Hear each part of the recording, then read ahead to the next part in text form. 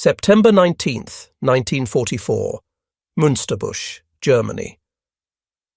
The metal hatch felt cold beneath Lafayette Pool's gloved hands as he stood exposed in the commander's position, scanning the tree line ahead through the pre-dawn darkness. His orders that morning had been clear, almost protective. "No spearheading today, Pool. You and your crew are heading home for a war bonds tour. Stay on the flank. Stay safe." But standing in that turret, 6 miles from Aachen with the Siegfried Line's concrete teeth behind them, Pool knew one truth that nearly 3 months of combat had burned into his consciousness. In war, safety was an illusion.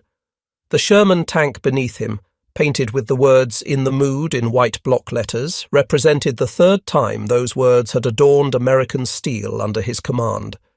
The first 2 tanks bearing that name had been destroyed. This one, in less than an hour, would join them in a moment that would end the most devastating tank-killing spree in American military history.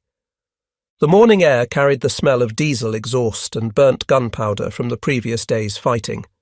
Pool could hear the rumble of other Shermans moving into position, the clanking of treads on cobblestones, the low voices of tank commanders checking their positions over the radio.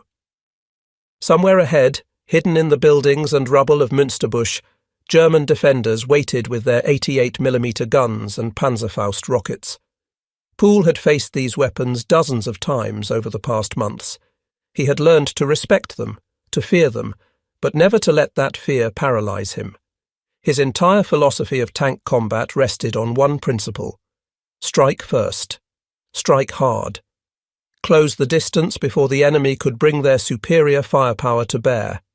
That aggression had kept him alive through 21 major attacks, through the destruction of 2 tanks, through countless close calls where German rounds had missed by inches or ricocheted off armour without penetrating. But on this morning, with home and safety just days away, Pool's luck was about to run out. June 14th, 1941. Fort Sam, Houston, Texas. The enlistment papers carried the signature of a 21-year-old farm boy from Odom, Texas, who had left his engineering studies at Texas College of Arts and Industries to serve his country. Lafayette Green Pool stood 6 feet 2 inches tall, a lanky frame built by years working the dry South Texas soil, his hands calloused from rope and plough before they would learn the controls of a 33-ton Sherman tank. He had been born 5 minutes after his twin brother John Thomas on July 23, 1919, in the small farming community of Odom, though he grew up on a farm near the neighbouring town of Sinton. Both towns sat in the coastal plains of South Texas, where summer heat exceeded 100 degrees and rain remained scarce. Life on a Texas farm in the 1920s meant hard physical labour from sunrise to sunset, working cattle, mending fences, repairing equipment with whatever materials could be scrounged or improvised. Electricity remained a luxury few rural families enjoyed. Running water came from wells pumped by hand. Entertainment consisted of radio programs when batteries could be afforded and community gatherings at church on Sundays. Pool and his twin brother John Thomas were close, despite their different temperaments. John Thomas would eventually join the Navy, serving throughout the war on ships in the Pacific. Their sister, Tenny May, completed the Pool family. Their father, John McKinley Pool, and mother, Marion Lee Ruth Pool, instilled in their children the values of hard work, discipline, and service. Young Lafayette, who went by the nickname Leif among family and friends, demonstrated exceptional athletic ability and academic aptitude from an early age.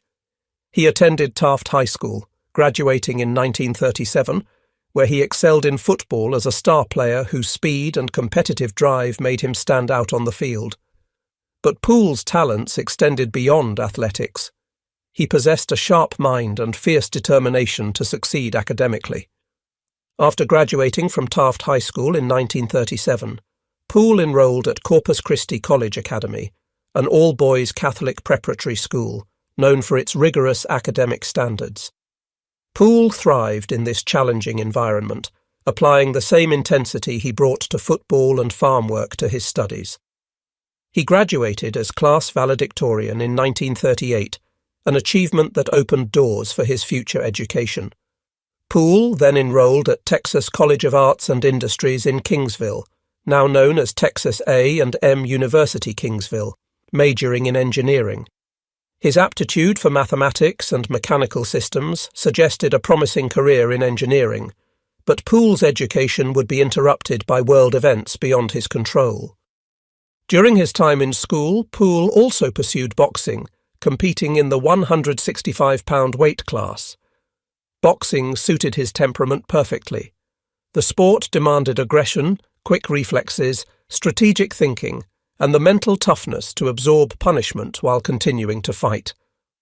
Poole proved exceptionally skilled in the ring, compiling an impressive amateur record of 41 wins with no defeats. His aggressive style and powerful punches earned him the sectional Golden Gloves Championship in New Orleans, Louisiana.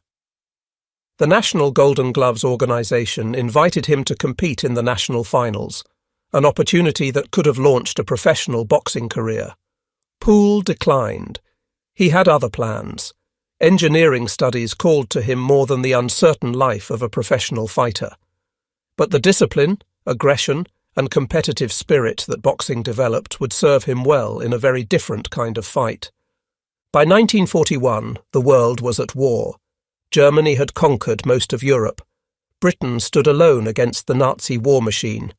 Japan was expanding across Asia. The United States officially remained neutral, but everyone understood that American entry into the conflict was only a matter of time. Young men across America faced a choice: wait to be drafted, or enlist and have some say in which branch of service they would join. Poole made his decision. On June 14, 1941, exactly 6 months before Pearl Harbor would force America into the war, Lafayette Poole walked into the recruitment office at Fort Sam Houston in San Antonio and enlisted in the United States Army. He was 21 years old, stood 6'2", weighed approximately 175 pounds, and possessed the physical conditioning of an athlete and the mental discipline of a scholar. The army would transform him into something else entirely: a tank commander who would become the deadliest in American military history. The newly forming 3rd Armored Division at Camp Beauregard, Louisiana, became Poole's introduction to mechanized warfare. The division had been activated on April 15, 1941, just 2 months before Poole's enlistment, as part of America's massive military build-up in anticipation of war. The 3rd Armored Division would earn the nickname Spearhead for its role in penetrating German defences across France and into Germany itself, always leading the advance, always pushing deeper into enemy territory than any other unit. Poole was assigned to Company d'Armes, 3rd Battalion, 32nd Armoured Regiment, where he would serve as a tank commander in the 3rd Platoon. This assignment would define his life. The 3rd Armoured Division represented America's commitment to mechanized warfare, a relatively new concept that had proven devastatingly effective in German hands during their conquest of Poland and France. The division's structure reflected lessons learned from observing German Panzer operations. It combined tank battalions with armoured infantry, artillery, engineers, and support units, all trained to operate together as a cohesive fighting force. The division's primary striking power came from its tank battalions, equipped initially with the M3 Lee medium tank, a stopgap design with a 75mm gun mounted in a hull sponson and a 37mm gun in a turret. The M3 Lee was obsolete before it entered service, but American tank production in 1941 could not yet deliver better designs in sufficient quantities. The M4 Sherman, which would become the standard American medium tank for the rest of the war, was just entering production when Poole joined the army. Training at Camp Beauregard proved intense and demanding. Poole and his fellow tankers learned to operate, maintain, and fight from armoured vehicles under every conceivable condition. They practiced gunnery until they could identify targets and engage them in seconds. They learned radio procedures for coordinating with other tanks, infantry, and artillery. They studied German tactics and equipment, learning the capabilities and vulnerabilities of the panzers they would eventually face in combat. They conducted endless field exercises, simulating attacks, defences and pursuit operations. The Louisiana countryside became their classroom, its forests and swamps providing terrain that mimicked the European battlefields where they would eventually fight. Poole's natural aggression, tactical instincts, and fierce competitive drive marked him immediately as exceptional. Officers noted his intensity during training exercises, his unwillingness to accept second place in anything. During gunnery practice, Poole's tank consistently scored among the highest in the battalion. During tactical exercises, Poole demonstrated an intuitive understanding of terrain and enemy positions that exceeded what could be taught in classrooms. He studied everything about tanks, how they moved, how they fought, where their vulnerabilities lay. He learned to read terrain like a book, identifying positions that offered advantages in fields of fire, concealment, and routes of advance or withdrawal. Most importantly, Poole demonstrated leadership. The men under his command respected him, trusted him, would follow him anywhere. That trust would be earned and re-earned dozens of times in combat. Poole demanded perfection from himself and his men, pushing them through endless gunnery drills, driving practice, and tactical manoeuvres. He was not cruel or arbitrary in his demands.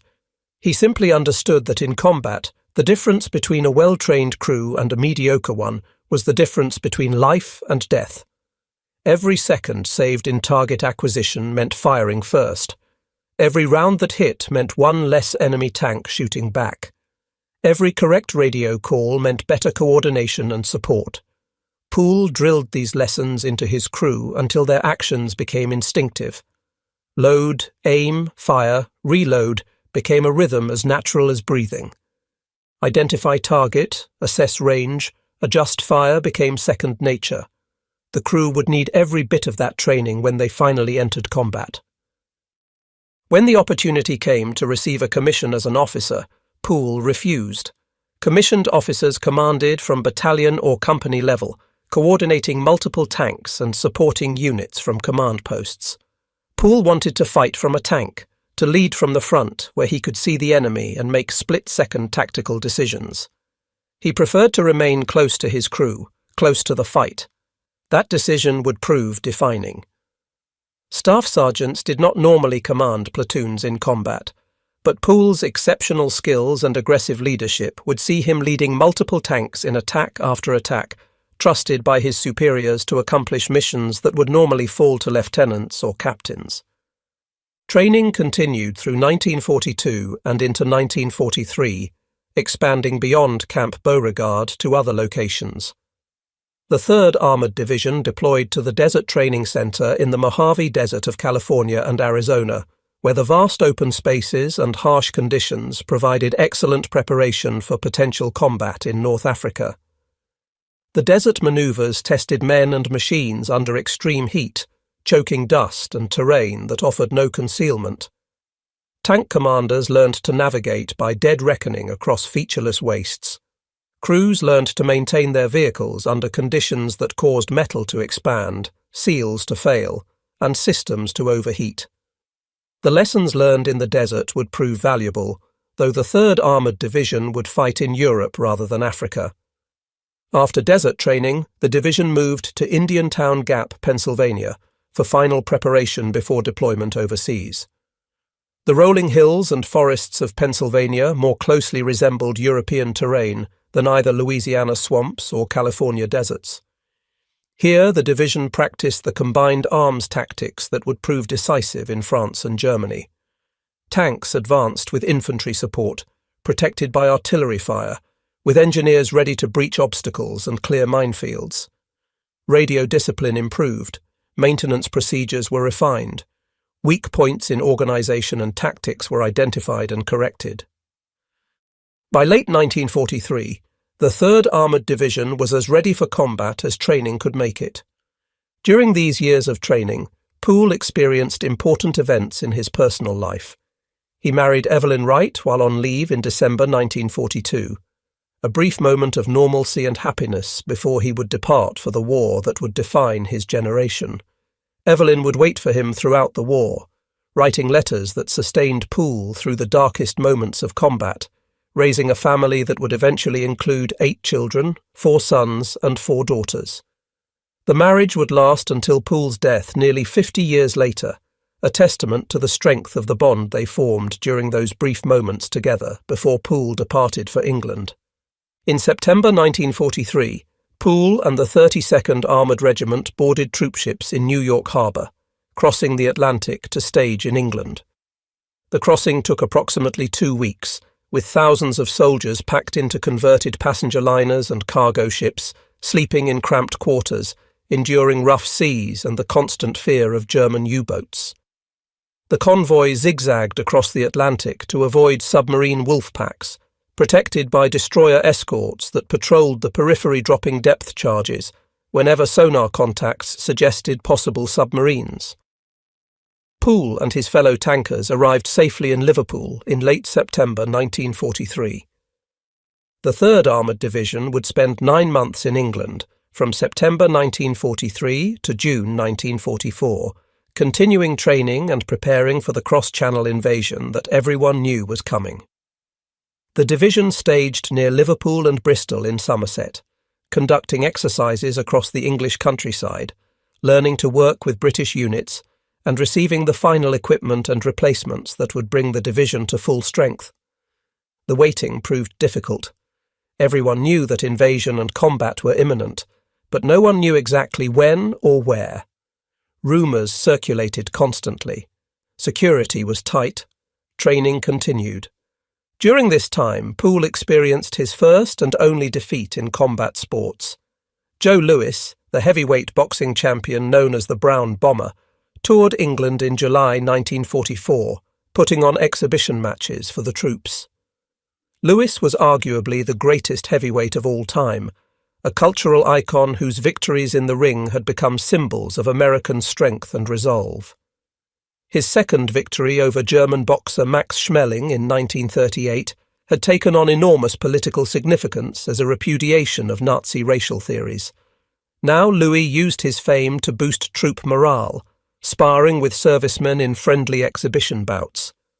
Few soldiers wanted to step into the ring with the heavyweight champion of the world, but Poole, always confident, always competitive, volunteered for an exhibition match. The bout was scheduled for July 4, 1944, Independence Day in Liverpool. It was meant to be a friendly exhibition, light sparring to entertain the troops. Poole had other ideas. His competitive nature and boxer's instincts took over. He went after Louis aggressively, landing several solid blows that caught the champion by surprise. Louis responded by putting his arm around Poole and saying quietly, "White man, I'm going to teach you a big lesson." The lesson came swiftly and thoroughly. Louis proceeded to give Poole a boxing lesson, using his superior speed, power and technique to dominate the young sergeant without actually hurting him. Louis could have knocked Poole out at any time, but chose instead to demonstrate the vast gulf between amateur and professional boxing. Poole would later admit that Joe Louis turned him every which way but loose during that exhibition. But Poole walked away with something more valuable than victory. He learned that even overwhelming power and superior physical gifts could be overcome with the right tactics, the right moment, the right shot. He learned that aggression alone was not enough. Skill, timing and tactical intelligence mattered. Those lessons would serve him well in the battles ahead. June 23, 1944, the port of Weymouth, England. The 3rd Armoured Division began boarding ships for the crossing to Normandy. The D-Day invasion had occurred on June 6, 18 days earlier. Allied forces had secured the beachhead and were pushing inland against fierce German resistance. Now follow-on units like the 3rd Armoured Division would cross the Channel to join the battle.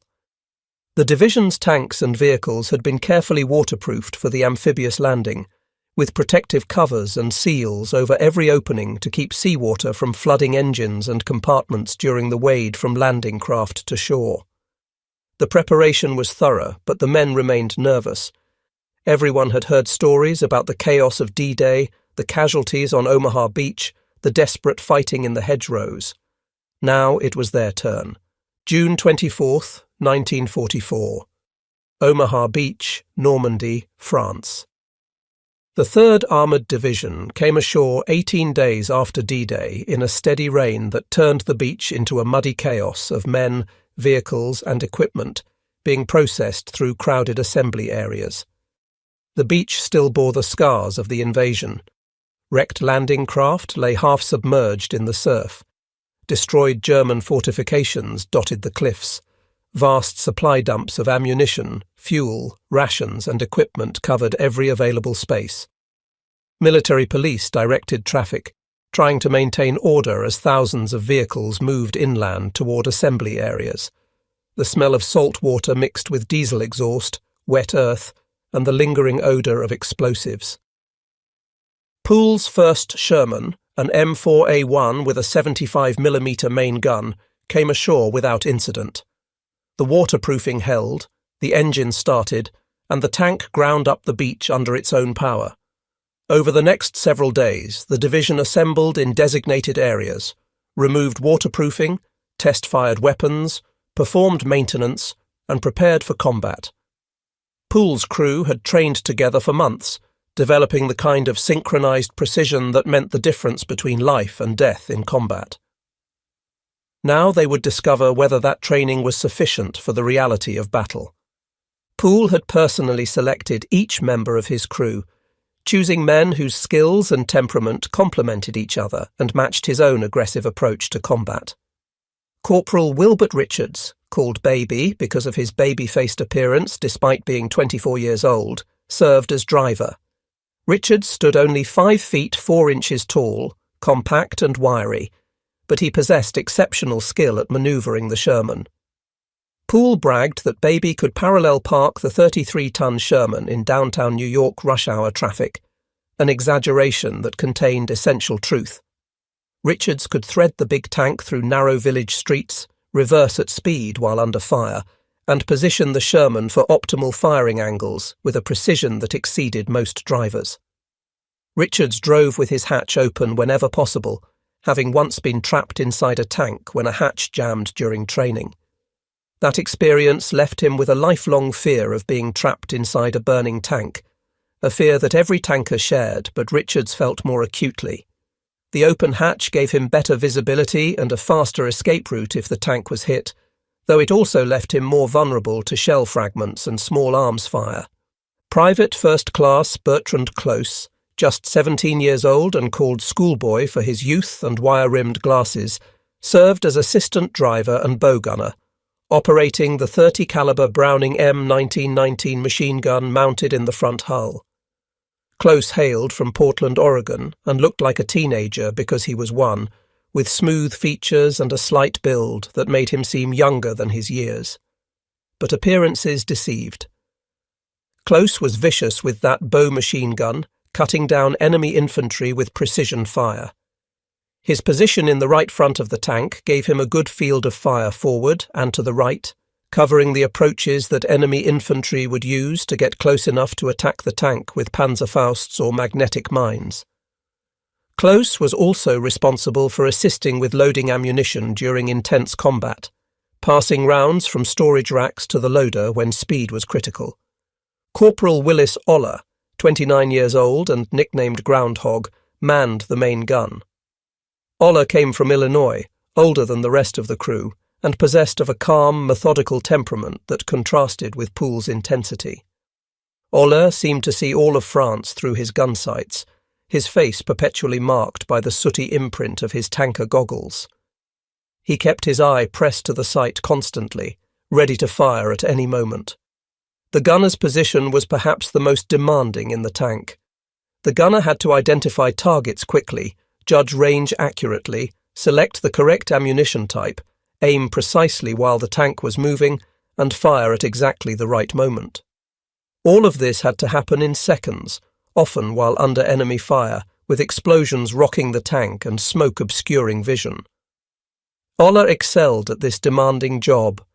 His perfectly placed shots would destroy German tank after German tank over the coming months, validating Poole's faith in his abilities. Technician 5th grade Delbert Boggs, 22 years old from Lancaster, Ohio, and called Jailbird, served as loader. The nickname derived from his background. According to crew law, Boggs had been arrested on manslaughter charges and given a choice by the court, prison or the military. Boggs chose the army, bringing with him a toughness and street wisdom that served him well in combat. Whether the story was entirely true or partially embellished, it captured something essential about Boggs's character.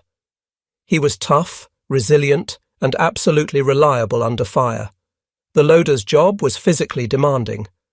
A 75mm round weighed approximately 25 pounds, and the 76mm rounds they would later use weighed even more. During intense combat, the loader might handle dozens of rounds, selecting the correct ammunition type on Poole's command, loading smoothly despite the confined space and the violent motion of the tank, then immediately preparing the next round. Boggs was skinny but possessed wiry strength and endurance. His speed and reliability in loading gave Poole's tank a rate of fire that exceeded most other Shermans. These 4 men, led by Poole, called themselves the Pups, and they called their commander War Daddy, a nickname that captured both affection and respect for the man who led them into hell again and again. The nickname War Daddy emerged during training, when Poole's intense focus on combat preparation and his paternal concern for his crew's welfare created a dynamic where he was simultaneously their leader and protector. Poole was younger than Oller and not much older than the others, but his force of personality and leadership ability made him the natural centre of the crew. They trusted him absolutely. That trust would be tested dozens of times over the coming months. The crew had regularly outscored other division crews in gunnery efficiency during training. Their teamwork was seamless, each man knowing his role, trusting his brothers. When Poole called out a fire command, the crew responded with machine-like precision. Driver stop, gunner sabot tank front, on the way, boom. The entire sequence from spotting a target to firing could take less than 5 seconds with a well-trained crew. Poole's crew could do it in 3. That speed would save their lives repeatedly. Poole's tactical philosophy was simple and brutal, refined through years of training and study of German armoured tactics. Shoot first, shoot to kill, always go forward, never retreat.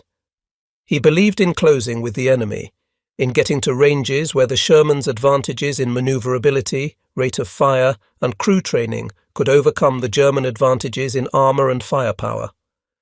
German tanks like the Panther and Tiger possessed superior guns and thicker armour, capable of destroying a Sherman at ranges where the Sherman could not penetrate their frontal armour.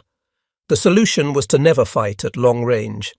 Poole closed the distance aggressively, manoeuvring to get flank shots where even a Panther's armour could be penetrated, overwhelming German crews with rapid, accurate fire before they could bring their superior firepower to bear effectively. Poole was claustrophobic, preferring to ride exposed in the turret or on top of the tank rather than buttoned up inside. This was both a weakness and a strength. The weakness was obvious. Exposed in the turret, Poole was vulnerable to shell fragments, small arms fire, and the concussion from nearby explosions. Many tank commanders were killed or wounded by fire that would not have penetrated the tank's armour if they had remained buttoned up inside. But the strength was significant. Standing in the open hatch or sitting on top of the turret, Poole had vastly better visibility than commanders who fought buttoned up, seeing through periscopes and vision slits. He could spot threats earlier, identify targets faster, and maintain better situational awareness. He saw the battlefield in 3 dimensions, rather than the narrow tunnels of vision that periscopes provided. That advantage in awareness often meant the difference between shooting first or being shot first.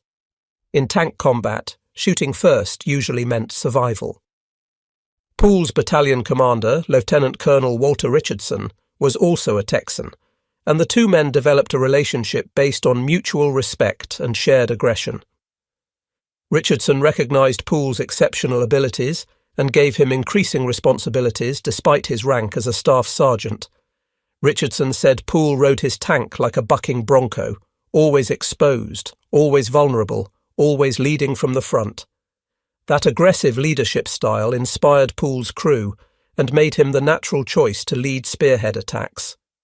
Richardson would call on Poole again and again to take the most dangerous missions, to lead attacks into the most heavily defended positions. Poole never refused, never hesitated. He simply climbed into his tank and led the way forward. Before Poole's Sherman went into combat, it needed a name. Tank crews typically painted names on their vehicles, personalizing the steel machines they lived in and depended on for survival. Poole chose In the Mood, taken from Glenn Miller's popular swing song that had been a massive hit in 1940 and remained a favorite among American servicemen. The song's upbeat tempo and infectious energy captured something about Poole's approach to combat. Aggressive, confident, unstoppable. The name would become legendary. June 29, 1944. Villiers-Fossard, France. The 3rd Armoured Division's Combat Command. Received orders to reduce a German salient northeast of St. Lo, a defensive position held by a reinforced Fusilier battalion of the 353rd Infantry Division. This would be the division's first combat operation, and Poole's first taste of battle. The mission was to attack a 3,000-yard deep salient that protected the town of Villiers-Fossard, located just east of the Vire River and north of St. Lo. The Germans had prepared strong defensive positions, taking full advantage of the Normandy hedgerows that turned every field into a natural fortress.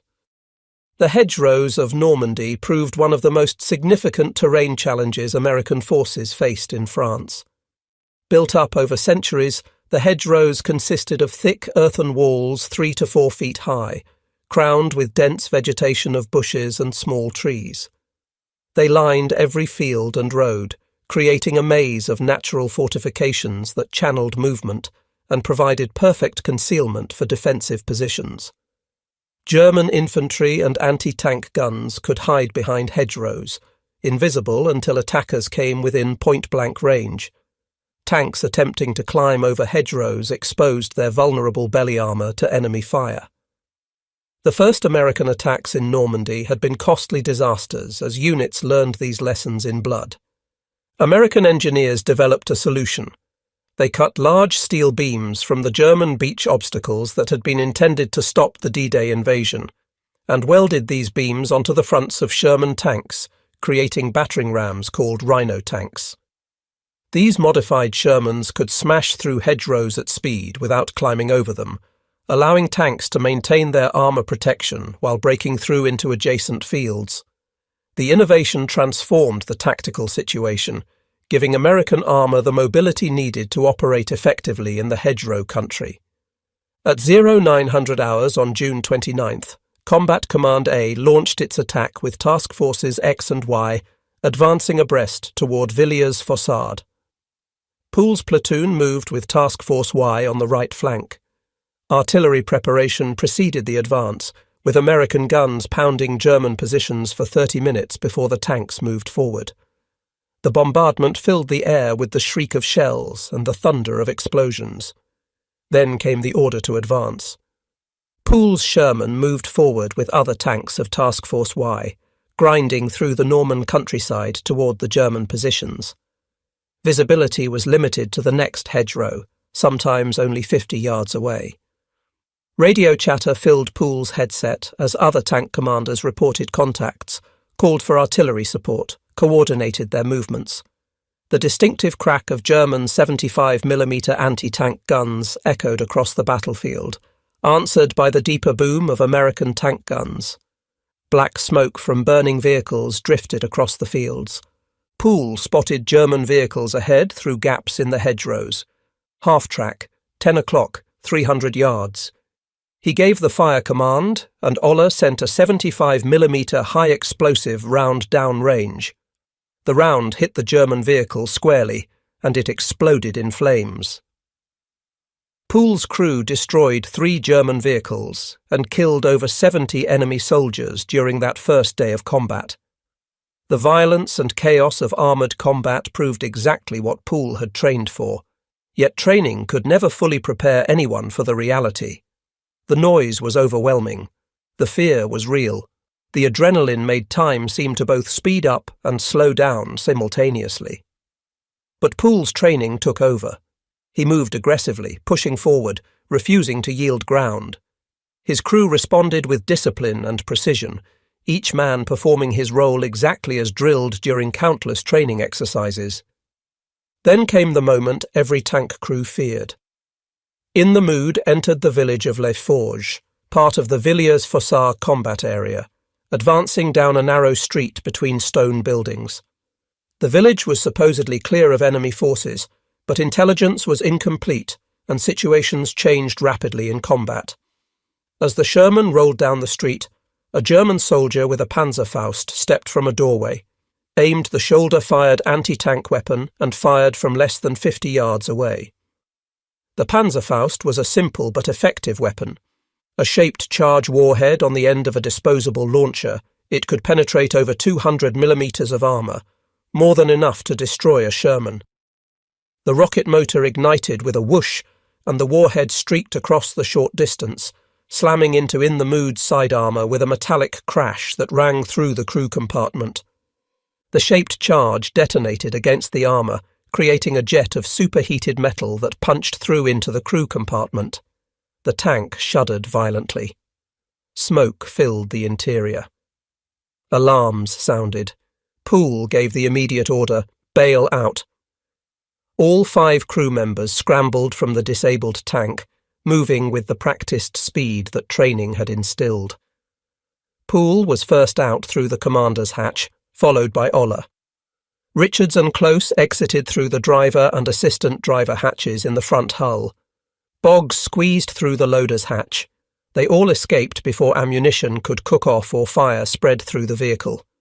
The crew had survived their first tank loss with no casualties, though the experience left them shaken. In the Mood, the first Sherman to bear that name, was destroyed. The crew had lasted exactly 5 days in combat. Poole and his crew rejoined Task Force Y on foot, hitching rides on other tanks until they could be assigned a replacement vehicle. The battle for Villiers-Fossard continued through June 30th. Combat Command. A lost 31 tanks and 12 other vehicles during the 2-day battle, a stark introduction to the reality of armoured combat in Normandy. German defensive fire was accurate and deadly. The terrain favoured the defenders at every turn, but the attack succeeded. American forces seized Villiers-Fossard and held it until relieved by elements of the 29th Infantry Division. The 3rd Armoured Division had passed its first test, learning valuable lessons about hedgerow fighting that would serve it well in the weeks ahead. July 1st, 1944. Somewhere in Normandy. Poole and his crew received their replacement tank, an M4A1 with the new 76mm main gun, designated M4A176W. Poole was the first tank commander in his regiment to receive this upgraded variant, a recognition of his performance during the Villiers-Fossard battle. The new tank represented a significant improvement in firepower. The W stood for wet stowage, a critical safety feature where ammunition racks were surrounded by containers filled with a mixture of water, ethylene glycol, and a rust inhibitor known as Amudamp. This wet stowage dramatically reduced the risk of catastrophic fire when the tank was penetrated. Early model Shermans had a terrible reputation for burning when hit, earning the nickname Ronson from German tankers, after the cigarette lighter that advertised lights first time, every time. The wet stowage system greatly improved crew survivability. The 76mm gun represented a quantum leap in armour penetration capability compared to the 75mm, while the 75mm M3 gun could only penetrate a Panther's frontal armour at ranges under 100 yards under ideal conditions. The 76mm M1 gun could penetrate Panther side armour at 2,000 yards and frontal armour at ranges up to 500 yards when using armour-piercing ammunition. Against German Mark IV tanks, the most common German medium tank, the 76mm was effective at even longer ranges. The trade-off was that the 76mm fired a less effective high-explosive round than the 75mm, making it slightly less useful against infantry and soft targets. But for Poole's aggressive, close-range tank hunting tactics, the improved anti-armor capability was invaluable. Poole immediately had "In the Mood" painted on the new hull, maintaining the tradition. The crew climbed aboard their new ride, familiarizing themselves with the slightly different layout and controls. The 76mm gun was longer and heavier than the 75mm, changing the tank's balance slightly. The internal arrangement of ammunition storage differed. The crew needed to learn these differences to make the new tank their own. Over the next 6 weeks, Poole and his crew would write the most remarkable chapter in American tank warfare history with this vehicle. The hedgerow fighting of Normandy tested every tanker's skill and nerve. The battle rhythm was brutally simple. Advance to a hedgerow. Take fire from the next hedgerow. Call for artillery support. Assault through the hedgerow under covering fire. Clear the field of enemy infantry. Advance to the next hedgerow. Repeat endlessly, day after day. Visibility was measured in yards. Ambushes came from every direction. German 75mm and 88mm anti-tank guns lurked behind every stone wall and hedgerow, their long barrels carefully concealed until American tanks came within killing range.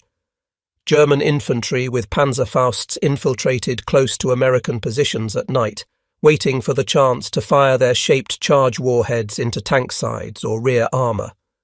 The casualty rate for tank crews was staggering, but Poole's tactical instincts proved exceptional. He developed a sixth sense for reading terrain, for identifying likely enemy positions before they revealed themselves. He studied the way shadows fell, the patterns of vegetation, the sight lines from different positions. He learned to recognize the telltale signs of defensive preparation, the subtle disturbances in foliage that might conceal a gun position, the optimal firing positions that an experienced enemy would naturally choose. This ability to think like the enemy, to anticipate their actions, gave Poole a crucial edge. He spotted threats before they spotted him. He engaged first, usually destroying enemy positions before they could return effective fire. On one occasion, advancing at dusk near the town of Herman, Poole was about to order his driver to halt for the night when a shape materialized in the darkness 50 feet ahead. A German 40mm anti-aircraft gun emplacement, its crew unaware of the Sherman's presence. The Germans were settling in for the night, moving around their position without the discipline of men expecting immediate contact. Poole recognized instantly that he had seconds to act before the German crew spotted his tank. Without warning, without giving away his position with orders over the radio that might be overheard, Poole simply shouted, "Gunner, fire!" The command was pure instinct, pure aggression. Oller's eye was already pressed to the sight, as it always was. His hands moved instantly to the firing controls. The 76mm gun roared, sending an armour-piercing round directly at the German position. The projectile covered the short distance in a fraction of a second, striking the 40mm gun squarely. The impact destroyed the gun and killed or wounded the crew instantly. The entire engagement, from Poole spotting the target to the round impacting, took perhaps 3 seconds. That instant reaction, the product of hundreds of hours of training and growing combat experience, typified the crew's efficiency. They had achieved the ideal state for combat soldiers, where training becomes instinct and decisions happen faster than conscious thought. Another night engagement near Colombier, France, nearly ended in disaster, but instead demonstrated Poole's tactical brilliance and his crew's exceptional skill. Poole's platoon was advancing in darkness, moving cautiously through hedgerow country, where visibility was limited to a few yards. Night operations were extremely dangerous for tanks. Visibility was minimal even with the tank's crude infrared equipment. Enemy infantry could get very close under cover of darkness. Friendly fire incidents were common when units lost track of each other's positions. But the tactical situation demanded night movement, and Poole led his platoon forward. Suddenly, in the mood, almost collided with a German Panther tank. The two vehicles came around adjacent corners of a hedgerow and found themselves facing each other at a range of perhaps 30 yards. The Panther was one of the most feared armoured vehicles in the Wehrmacht arsenal. It mounted a 75mm KWK 42 gun that could penetrate a Sherman's frontal armour at over 2,000 yards. The Panther's frontal armour was nearly impenetrable to the Sherman's 76mm gun, except at very close range. On paper, the Panther was superior to the Sherman in every measurable category, except perhaps mechanical reliability. German tankers called the Sherman a Zippo lighter, claiming they could destroy Shermans easily, while American rounds bounced harmlessly off Panther armour. But combat is not fought on paper. Pool's superior crew training and aggressive tactics negated the German technical advantages. Both commanders spotted each other simultaneously. Both gave fire commands. The Panther's crew got off 2 shots in rapid succession, but the darkness, surprise and hasty aim caused both rounds to miss, one passing over in the Mood's turret with a crack of displaced air, the other hitting the ground just in front of the Sherman and ricocheting upward, missing the belly armour by inches. Ola's reply went true. A single 76mm armour-piercing round, fired at point-blank range, penetrated the Panther's turret ring where the turret joined the hull, a weak point in the armour scheme. The round detonated inside the turret, igniting ammunition and killing the crew instantly. The German tank erupted in flames, illuminating the area with orange light that destroyed what remained of Pool's night vision, but also silhouetted other German vehicles in the area. Pool immediately called for his platoon to engage additional targets, while backing away from the burning Panther before its ammunition exploded catastrophically. The engagement lasted perhaps 10 seconds from initial contact to the Panther burning.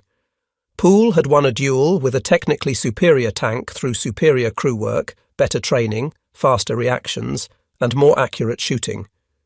News of Pool's kill spread through the battalion and then the division.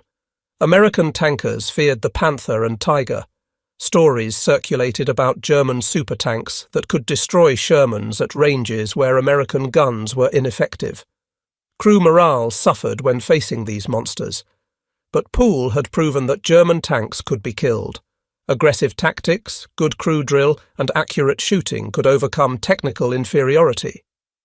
Pool's example inspired other tank commanders to fight more aggressively, to close the range where American advantages in manoeuvrability and rate of fire could compensate for weaker guns and thinner armour. July 26, 1944. Operation Cobra began with one of the most concentrated bombing campaigns in military history. Over 1,500 American heavy bombers and 380 medium bombers dropped nearly 4,000 tons of bombs on German positions south of St. Lo in just a few hours. The bombardment was intended to pulverize German defences, creating a gap through which American armour could pour into open country beyond the hedgerows. The plan worked brilliantly, despite tragic friendly fire incidents that killed over 100 American soldiers, including Lieutenant General Leslie McNair. The German lines shattered under the bombardment. Their defensive positions ceased to exist as coherent fortifications. Surviving defenders were dazed, disorganized, and unable to mount effective resistance. The 3rd Armoured Division led the exploitation, punching through the shattered German lines on July 29th and racing south into open country. After weeks of grinding hedgerow fighting where progress was measured in hundreds of yards per day, the division suddenly found itself in a war of movement. Tanks raced down roads at 20 and 30 miles per hour, covering more ground in hours than they had in weeks of previous fighting. German units, bypassed and isolated by the rapid American advance, attempted to retreat, but found their escape routes cut. Thousands of Germans surrendered. Those who attempted to fight found themselves overwhelmed by American firepower and mobility. Pool's tank spearheaded attack after attack during the breakout, always in the lead, always pushing forward. The role of Spearhead tank was simultaneously an honour and a death sentence. The Spearhead tank was first to encounter enemy resistance, first to be engaged by anti-tank guns and Panzerfausts, first to hit mines or run into prepared ambushes. Casualty rates for Spearhead tanks were astronomical, but Poole volunteered for the role again and again.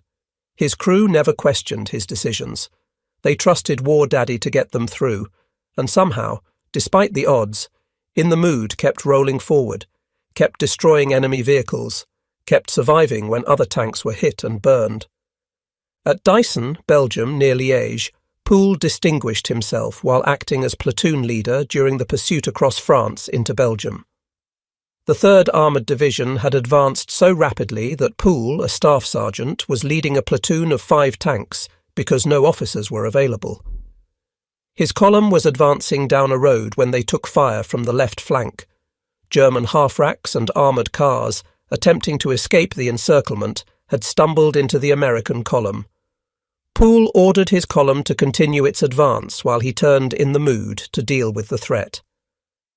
The crew located the German unit, perhaps a dozen vehicles attempting to move cross-country through fields and woods. Poole closed to effective range and opened fire, destroying 6 enemy vehicles in rapid succession. The German column scattered, some vehicles attempting to escape, others returning fire ineffectively. While Poole was engaged with this threat, word came over the radio that a German Panther had appeared ahead and was engaging the American column. Poole had to choose: continue mopping up the vehicles he had already engaged, or race back to deal with the more serious threat of the Panther. He chose the latter. Poole ordered Richards to get back to the column at maximum speed. The Sherman raced down the road at 25 miles per hour, faster than was safe given the terrain and visibility, but Poole knew that every second counted. His column needed support immediately. As they approached the reported Panther position, Poole scanned for the German tank while Boggs loaded armour-piercing rounds and Oller prepared to engage. Poole spotted the Panther engaging American Shermans from a hull-down position behind a slight rise. The German tank had the advantage of a prepared firing position and was methodically engaging the American column. 2 Shermans were already burning. Poole could see crew members from one tank bailing out through flames and smoke. The Panther's attention was focused forward on the American column it was engaging. The German commander had not yet spotted Poole's tank approaching from the flank. Poole immediately recognized the opportunity. Never interrupt an enemy when he is making a mistake, Napoleon had advised. The Panther commander was fixated on his targets to the front, presenting his side armour to Poole's approach. Poole gave the fire command. Gunner Sabot Panther left flank. Oller traversed the turret smoothly, putting the crosshairs of his sight on the Panther's side armour just below the turret ring. On the way. The 76mm gun fired, the round covering the distance in less than a second. The armour-piercing projectile struck the Panther's side armour and penetrated cleanly, detonating inside the crew compartment. The German tank shuddered, smoke poured from its hatches, and moments later flames appeared. The crew attempted to bail out, but the internal explosion had killed or stunned them. Only one German crewman managed to escape before ammunition detonated catastrophically, blowing the turret off the hull. Poole had destroyed his 2nd Panther, again through superior tactics rather than superior firepower. He had manoeuvred to get a flank shot where his 76mm gun was effective, and his crew had executed perfectly. The American column resumed its advance, now with Poole's tank in the lead, having earned the spearhead position through demonstrated capability rather than assigned duty. August 7th, 1944. The Falaise Gap battle represented one of the most significant engagements of the Normandy campaign. Allied forces were attempting to encircle and destroy the German 7th Army and 5th Panzer Army, trapping them in a pocket near the town of Falaise. If successful, the encirclement would destroy the primary German forces in Normandy, opening the way for a rapid advance across France to the German border. The operation required American forces advancing north from the south to link up with British and Canadian forces advancing south from the north, closing the gap and trapping the Germans inside. Poole's tank led Task Force Y of Combat Command A during the closing of the pocket, with Lieutenant Colonel Richardson monitoring the radio from his command position. The fighting was chaotic and desperate. German units attempted to break out of the encirclement, attacking American positions with everything they had. Other German units, already west of the pocket, attempted to break through American lines from the outside to create an escape route for their trapped comrades. The result was a massive, confused battle with units from both sides intermixed, fighting meeting engagements and ambushes in the Norman countryside. As Poole's column advanced, they encountered groups of German soldiers attempting to escape on foot, having abandoned their vehicles and heavy weapons. Lieutenant Colonel Richardson listened on the radio as Poole closed with a group of fleeing German troops. Poole's voice came over the radio, "Ain't got the heart to kill them." The humanitarian impulse was real and reflected Poole's character despite his aggressive reputation. German soldiers attempting to flee on foot represented no immediate threat to Poole's mission. But Richardson knew that Poole understood the tactical situation. Immediately following came the sound of Close's 30 caliber bow machine gun opening fire. Richardson heard Poole's voice again. "Watch the bastards run, give it to them close." The humanitarian impulse lasted only a moment before tactical necessity prevailed. German soldiers fleeing in disorder still represented a threat if allowed to escape, regroup, and reorganize. They would be issued new weapons and returned to combat. More Americans would die fighting them later if Poole allowed them to escape now. Poole's job was to destroy the enemy's capacity to resist, and he executed that mission without hesitation despite his personal feelings. The incident illustrated the moral complexity of combat, where good men must do terrible things in service of necessary missions. From August 29th to 31st, 1944, Poole commanded the lead tank in an attack that would earn him the Distinguished Service Cross, America's second highest decoration for valor. The citation, approved by division headquarters and signed by senior commanders, described Poole's actions in detail. Poole was advancing alone ahead of his task force, having outdistanced supporting tanks in his aggressive push forward. Enemy contact was expected, but Poole's exact location and the enemy dispositions were unclear in the fluid combat situation. Over the course of 3 days, advancing often alone or with only 1 or 2 other tanks, Poole's crew engaged and destroyed 4 German tanks in separate encounters. The first was a Mark IV destroyed from ambush as it attempted to cross a road. The second was a Sturmgeschütz assault gun destroyed at close range after a brief running fight through a village. The third and fourth were Panthers destroyed in a single engagement where Poole's tank came under fire from both vehicles simultaneously and destroyed both through superior shooting and crew discipline. In addition to the tanks, Poole's crew destroyed 3 anti-tank guns that had been positioned to ambush American armour, approximately 50 unarmoured vehicles including half-tracks, trucks and cars, and killed or wounded an overwhelming number of enemy personnel. The citation noted that Poole's unflinching courage and inspired leadership in the face of devastating hostile fire permitted the rapid advance of his task force with minimum casualties. His extraordinary heroism, personal bravery, and zealous devotion to duty exemplified the highest traditions of the military forces. The award citation understated the danger of what Poole had accomplished. Advancing alone or with minimal support, Poole had deliberately placed himself in the most dangerous position to draw enemy fire and identify enemy positions. Every anti-tank gun he destroyed had gotten off at least 1 shot at his tank before he killed it. Every German tank he engaged was theoretically capable of destroying his Sherman before he could destroy it. Poole survived through a combination of skill, aggression, crew training, and extraordinary luck. The Distinguished Service Cross recognized his actions, though many who witnessed them believed he deserved the Medal of Honor. Over those 3 days in late August, Poole demonstrated that aggressive action, superior tactics, and excellent crew work could overcome numerical and technical disadvantages. The Sherman was inferior to German medium and heavy tanks in armour and firepower, But Poole proved conclusively that the tank with the better crew won the engagement, not the tank with the thicker armour or bigger gun. His example inspired other tank commanders throughout the division to fight more aggressively, to take calculated risks, to close with the enemy rather than engaging from standoff distances where German technical superiority was decisive. August 17, 1944. Fromental, France. Combat Command A was clearing remaining German forces from the village during the exploitation across France. The war had become a pursuit, with German forces retreating toward Germany's borders and American armour racing to catch and destroy them before they could establish new defensive lines. Poole's tank was leading the attack into Fromental when disaster struck from an unexpected direction.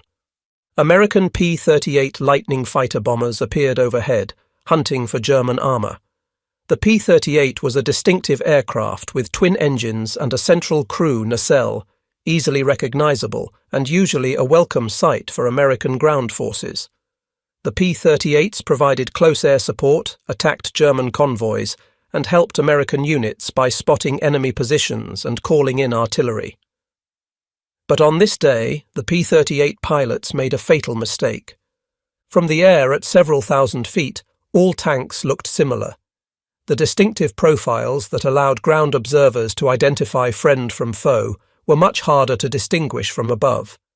The P-38 pilots saw tanks advancing through a French village and assumed they were German. The lead pilot called out the target and began his attack run, followed by his wingman. The P-38s carried rockets, devastating weapons effective against armour when fired from diving attacks. Poole saw the aircraft diving toward his position and immediately recognized the danger. He grabbed the radio handset, calling frantically to identify his unit as friendly American forces. But the P-38s were already committed to their attack. The first aircraft fired a salvo of rockets. The projectiles streaked down toward In the Mood, trailing smoke. Poole had no time to react, no way to evade. The rockets impacted around and on the Sherman with devastating effect. One rocket struck the turret, another hit the engine compartment, and explosions erupted across the tank.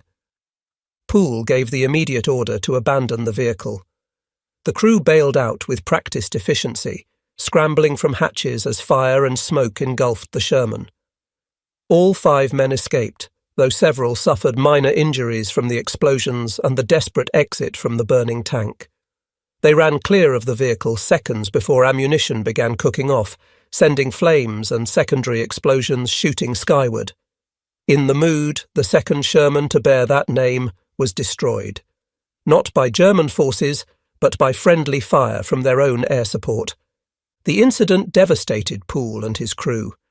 They had survived nearly 2 months of intense combat against German forces, had destroyed dozens of enemy vehicles, had fought their way across France, only to lose their tank to American aircraft. The P-38 pilots, upon learning of their mistake, were reportedly distraught. Friendly fire incidents were one of the tragic realities of modern warfare, where fast-moving operations and split-second decisions sometimes led to catastrophic errors. But understanding the cause did nothing to lessen the impact on Poole's crew. For the second time in less than 2 months, Poole and his crew found themselves without a tank. They had survived 2 complete losses of their vehicle, first to a German Panzerfaust, now to American rockets. The odds of surviving even 1 tank loss were poor. Surviving 2 seemed almost miraculous. But Poole's luck was not exhausted. Within days, he and his crew received their 3rd Sherman, another M4A 176W with the 76mm gun. Once again, Poole had In the Mood painted on the hull. The tradition continued. The name had become synonymous with Poole's tank, recognized throughout the 3rd Armoured Division as belonging to the crew that led every attack, that destroyed more enemy vehicles than any other crew, that seemed to bear a charmed life despite constant exposure to danger. The 3rd In the Mood would carry Poole and his crew through another month of combat, through the advance to the German border, through the penetration of the Siegfried Line, to the final battle that would end Poole's war. September 1944. The 3rd Armoured Division advanced rapidly across France and into Belgium, pursuing German forces that were attempting to retreat to the Siegfried Line, Germany's defensive fortifications along its western border. The Siegfried Line, known to the Germans as the West Wall, consisted of bunkers, tank obstacles, and minefields stretching for hundreds of miles. Built in the 1930s as a defensive line against France, the fortifications had been neglected during Germany's years of offensive victories. Now, with Allied forces approaching German soil, the Wehrmacht was desperately trying to man the Siegfried Line and prepare it to delay the Allied advance. The race to reach the Siegfried Line before German forces could fully occupy and prepare its defences became a critical objective. If Allied forces could penetrate the line while German defences were still disorganised, they might be able to push into Germany itself before winter halted operations. But if the Germans successfully manned the Siegfried Line with sufficient forces, the Allies would face months of costly fighting to breach the fortifications.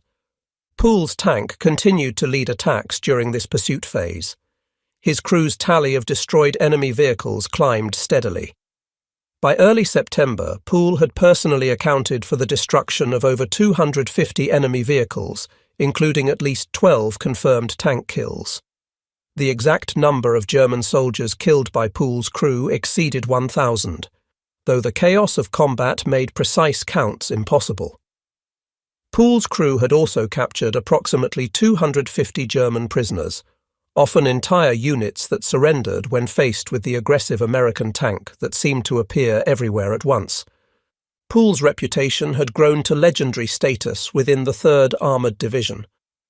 Other tank commanders studied his tactics, trying to understand how he achieved such remarkable success. Infantry units requested Poole's tank for support during difficult attacks, knowing that War Daddy would lead the way forward regardless of enemy resistance. Division headquarters recognised Poole's value, both as a combat leader and as an inspiration to other tankers. But they also recognised that Poole's aggressive tactics and constant exposure to danger made his survival increasingly unlikely.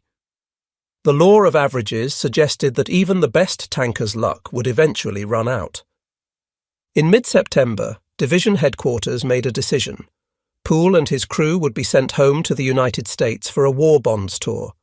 They had earned the respite. They had survived 3 tank losses, had fought in 21 major attacks, had compiled a combat record unmatched by any other American tank crew. Their story would inspire Americans at home, would help sell war bonds to fund the continued war effort, and would give these exceptional soldiers a well-deserved break from combat. The orders were cut. Poole and his crew would complete one final mission, then they would be withdrawn from the front lines and sent to the rear for processing and transport home. September 19th, 1944. Münsterbusch, Germany. The final mission began in darkness.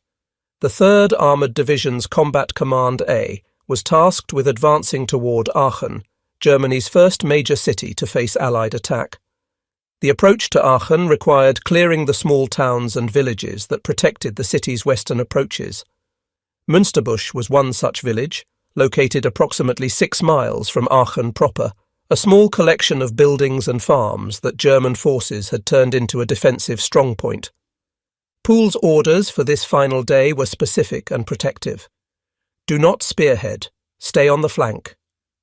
The mission was simple: provide support for other units conducting the main attack, but avoid the most dangerous positions. Division headquarters wanted Poole and his crew to survive this last mission before being sent home. Poole understood the orders, but his nature and 3 months of combat experience told him that no position in a tank battle was truly safe. The attack began at first light. American tanks advanced in a coordinated assault, with infantry moving alongside to clear buildings and suppress anti-tank weapons. German resistance was immediate and fierce. The approaches to Aachen were vital to German defence, and every yard would be contested. Artillery fire crashed down on both sides. Mortar rounds exploded among the advancing American forces. The distinctive crack of German 88mm guns announced the presence of anti-tank weapons, and Shermans began burning. Poole's tank moved forward on the flank as ordered, providing covering fire for the main attack. The crew worked with the efficiency born of 3 months of combat. Oller scanned for targets through his gun sight. Boggs stood ready with ammunition. Richards manoeuvred the Sherman to firing positions that Poole identified. Close watched the flanks with his bow machine gun. Poole stood in the commander's position, exposed as always, directing his crew's fire and monitoring the radio for updates on the battle's progress. However, Willis Oller was not in the tank on this morning. Oller had been temporarily transferred back to the United States, part of the routine rotation of combat veterans that the Army used to provide experienced soldiers a respite from combat and to use their experience for training purposes. In Oller's place, manning the main gun for this final battle, was Private First Class Paul Kenneth King, a 20-year-old gunner from Anderson County, Tennessee. King was experienced and capable, but he lacked Oller's 3 months of combat experience with Poole's crew. The synchronization that Poole's original crew had developed through dozens of battles was slightly diminished, though King was doing his best to match the crew's exceptional standards. The attack progressed into Münsterbusch itself. Buildings provided concealment for German defenders. Every window, every doorway, every pile of rubble could hide a Panzerfaust team or machine gun nest. The fighting became close range and brutal. Tanks fired high explosive rounds into buildings suspected of harbouring enemy forces. Infantry cleared houses room by room. German soldiers fought back desperately, knowing they were defending German soil now, not occupied territory. Poole's tank reached a street intersection in Münsterbusch. The position offered good fields of fire down multiple streets, allowing Poole to support the main attack while maintaining a relatively protected position. For a brief moment, the situation seemed under control. American forces were advancing. German resistance, while fierce, was being overcome. Poole might actually survive this final mission and make it home. Then disaster struck with the sudden violence that characterized tank combat. A German Panther tank, concealed in a protected position that offered excellent fields of fire, opened up on the American armour. The Panther's commander had positioned his tank carefully, waiting for American Shermans to enter his killing zone. He had identified Poole's tank as a priority target, perhaps recognizing the in-the-mood markings, perhaps simply choosing the nearest American tank, perhaps following the tactical principle of engaging the most dangerous enemy first. The Panther's 75mm KWK-42 gun fired twice in rapid succession. Both rounds were aimed with deadly precision at In the Mood. The first armour-piercing round struck the Sherman's turret, penetrating the armour and exploding inside the crew compartment. The second round hit almost simultaneously, striking the hull and causing catastrophic damage to the tank's internal systems. The explosions inside the turret killed Private First Class Paul Kenneth King instantly. The young gunner from Tennessee, filling in for Oller on what was supposed to be a safer mission, died in the flash of superheated metal and explosive force. He never had a chance to react, never knew what hit him. Poole, standing in the commander's position, was struck by shrapnel and blast effects from the penetrating rounds. Metal fragments tore into his right leg, causing massive trauma. The concussion from the explosions inside the confined turret space stunned him. But some instinct, some survival reflex developed through months of combat, drove him to give the order to bail out. The surviving crew members scrambled from the dying tank. Richards and Close exited through their hull hatches, Richards overcoming his fear of being trapped to escape through the driver's position. Boggs squeezed through the loader's hatch despite injuries from the explosions. Poole attempted to climb out through the commander's hatch, but his shattered right leg would not support his weight.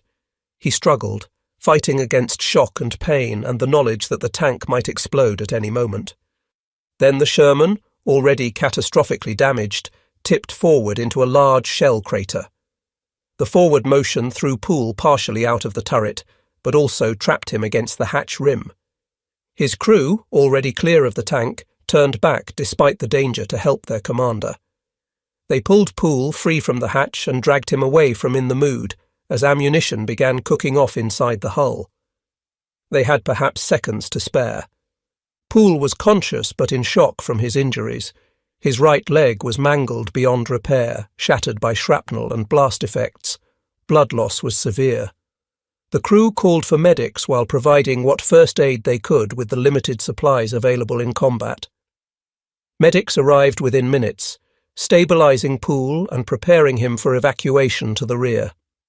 The crew watched as their commander was loaded onto a jeep and driven away toward a field hospital.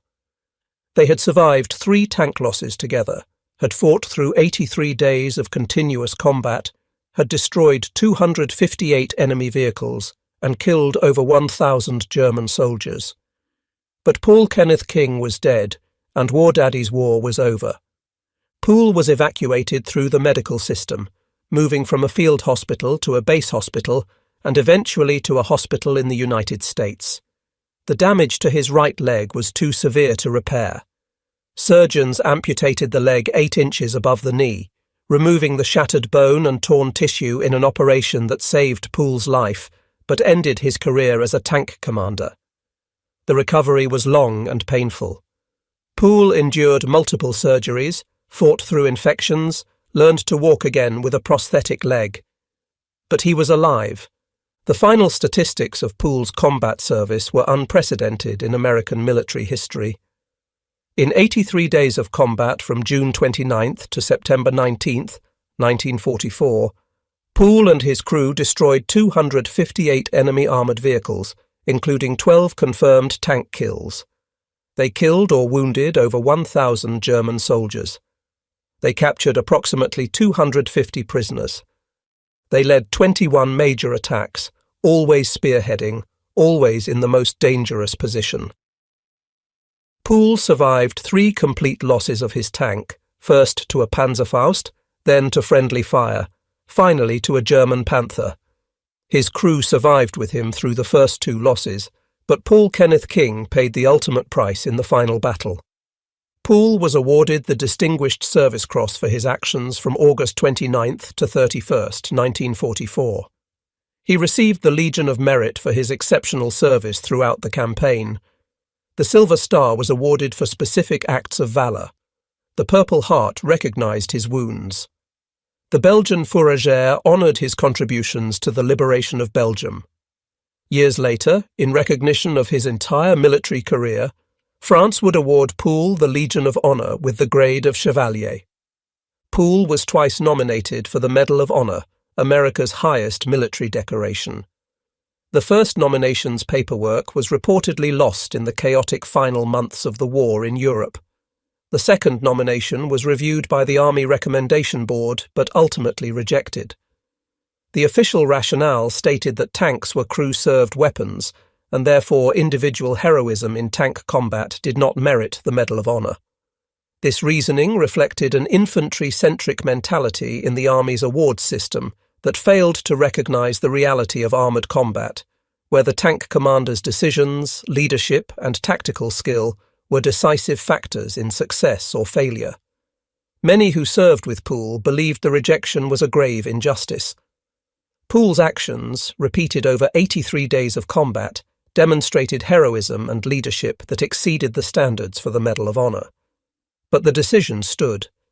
The statistical comparison of Poole's achievements to the broader context of World War II armoured warfare demonstrates just how exceptional his combat record was.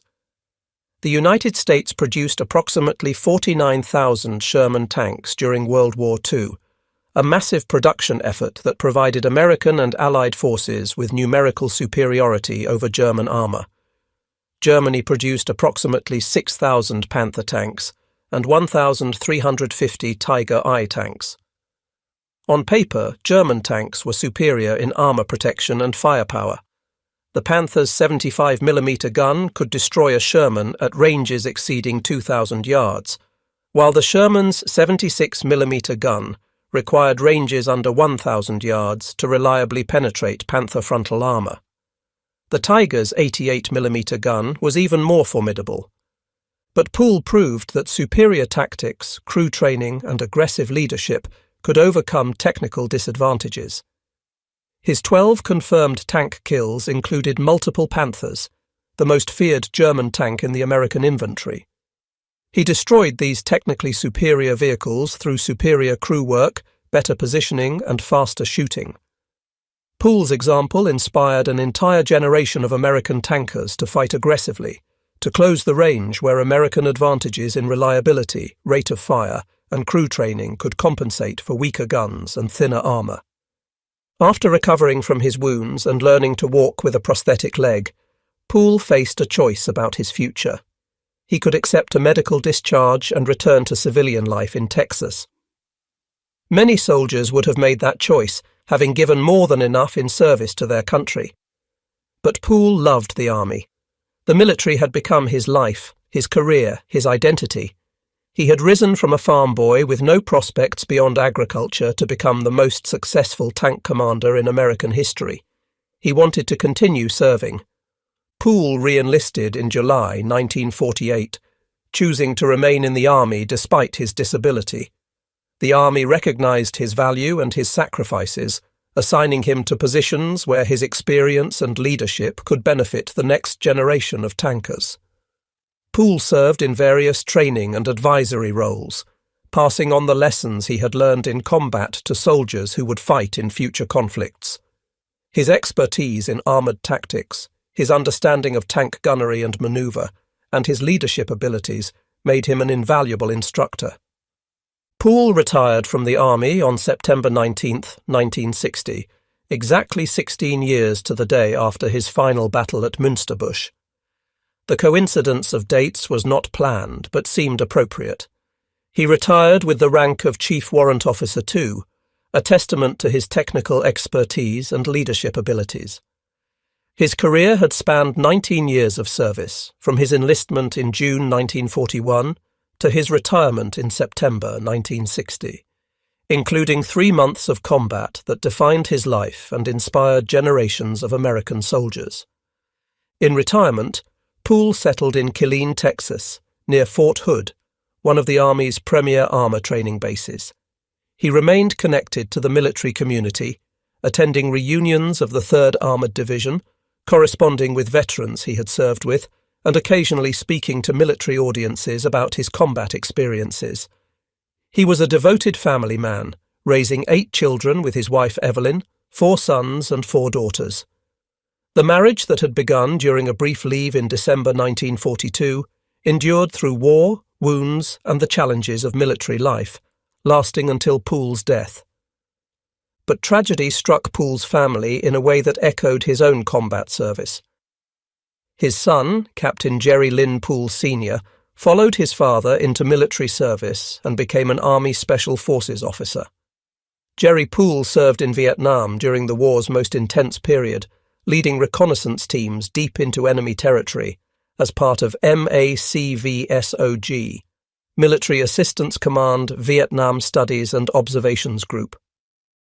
MACVSOG conducted some of the war's most dangerous missions, inserting small teams into Laos, Cambodia, and North Vietnam to gather intelligence and conduct direct action operations. On March 24, 1970, Captain Jerry Lynn Poole was serving as team leader for RT Pennsylvania, one of MACVSOG's reconnaissance teams. His team was operating in Ratanakiri Province, Cambodia, approximately 14 miles inside Cambodia, conducting reconnaissance of North Vietnamese supply routes. The helicopter carrying Poole's team came under heavy enemy fire. The aircraft was hit, exploded, and crashed, killing all 7 soldiers aboard. Captain Poole was 29 years old. His body remained in Cambodia, listed as missing in action for over 25 years. The search for Captain Poole's remains became part of the broader effort to account for American servicemen missing in Southeast Asia. Joint recovery teams from the United States and Vietnam and Cambodia conducted numerous searches in the crash site area over the decades following the war. On April 12, 1995, a recovery team located remains believed to be from the helicopter crash.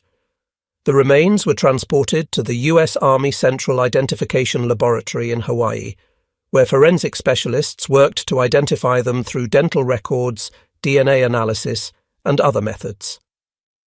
On June 20, 2001, more than 31 years after his death, the remains were positively identified as Captain Jerry Lynn Poole Sr. He was finally coming home. Captain Poole was buried with full military honours at Arlington National Cemetery, his name inscribed on the corpse of the missing at the Honolulu Memorial, until his remains were recovered and identified. For Lafayette Poole, the loss of his son to war was devastating. He understood better than most the nature of military service, the risks that soldiers accepted, the possibility of death in combat, but understanding did not lessen the pain of losing a child. Lafayette Green Poole died on May 30, 1991, in Killeen, Texas. He was 71 years old, having lived nearly 47 years after his wounding at Münsterbusch. He was buried with military honours, recognised as one of America's greatest tank commanders. His legacy lived on in the soldiers he had trained, the tactics he had proven, and the example he had set for aggressive, effective leadership in armoured combat. In 1993, 2 years after Poole's death, Fort Knox, Kentucky, the home of Army armour training, dedicated the Tank Driver Training Simulator Hall in his honour. The facility was informally known as the SSG Lafayette G Poole Room, ensuring that every tanker trained at Fort Knox would learn the story of War Daddy and his crew. Lieutenant Colonel Olin M. Brewster, who had served with Poole in the 3rd Armoured Division during World War II, gave the dedication speech. Brewster spoke about Poole's courage, his tactical brilliance, his devotion to his crew, and his impact on American armoured warfare. The dedication ensured that Poole's story would continue to inspire future generations of American tankers.